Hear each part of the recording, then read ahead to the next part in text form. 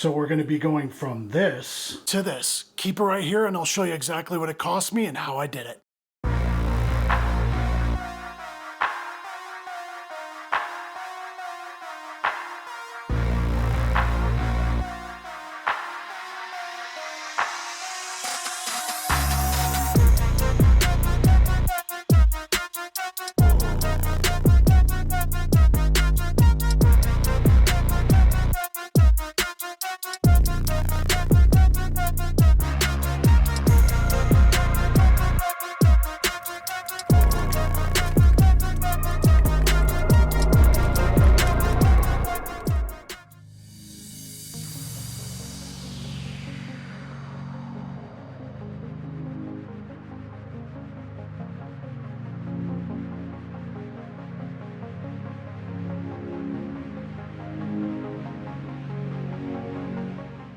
Alright guys, so we're here at IKEA. I've actually never in my life been to an IKEA. What we're going to be looking for is 2 good tabletops to be able to build my desk out of, as well as I will be looking at the motor options for the sit-stand desks that they sell here at IKEA. We'll take a look around, see what we can find. I won't be bringing y'all in with me because I honestly don't want to be one of those weirdos walking around with a big old camera having people stare at me.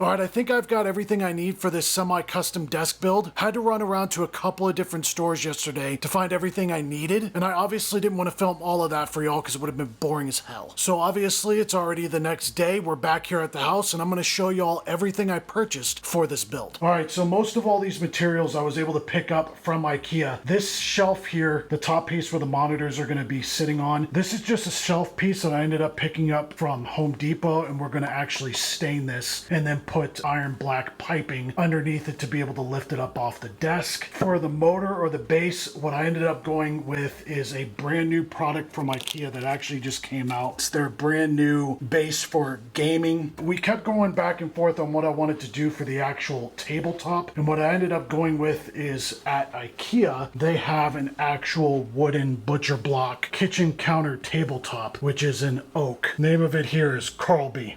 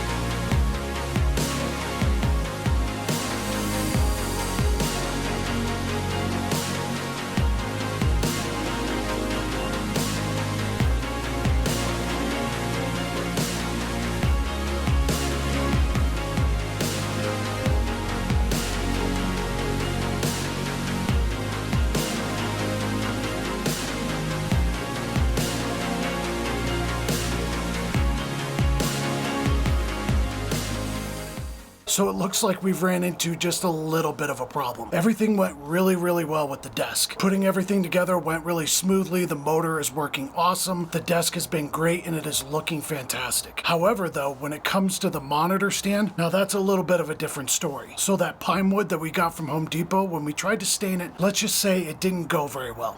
Let me show you. We have a lot of blotching that happened when we tried to stain this, and we also had some issues with the back end too. There is a ton of blotching on this back end, and there were a lot of areas in the pine that did not take the stain. So from this side, it doesn't look absolutely horrible, but it wasn't as good as I'd like it to be. So I'm not saying that we're gonna get rid of this piece. I don't wanna just throw wood away, but we're gonna definitely have to use it for a different project. We were able to find a local place here in Denver that sold exotic woods and oak, which is exactly what we were looking for. We have already applied the first layer of finish to this wood. We are not looking to stain it. We're just going to bring out the natural color of this red oak. Because trust me, after that debacle earlier with the pine wood, I'm not looking to stain anything else. Now on the can, the directions say that we're going to have to add about 2 to 3 coats to this red oak board, which in between drying phases, it says about 12 to 24 hours. So it's probably going to take us a couple of days since we can only do one side at a time. And then what I'm hoping to do to make this even a little bit more custom is to add these blackened iron pieces for this monitor stand.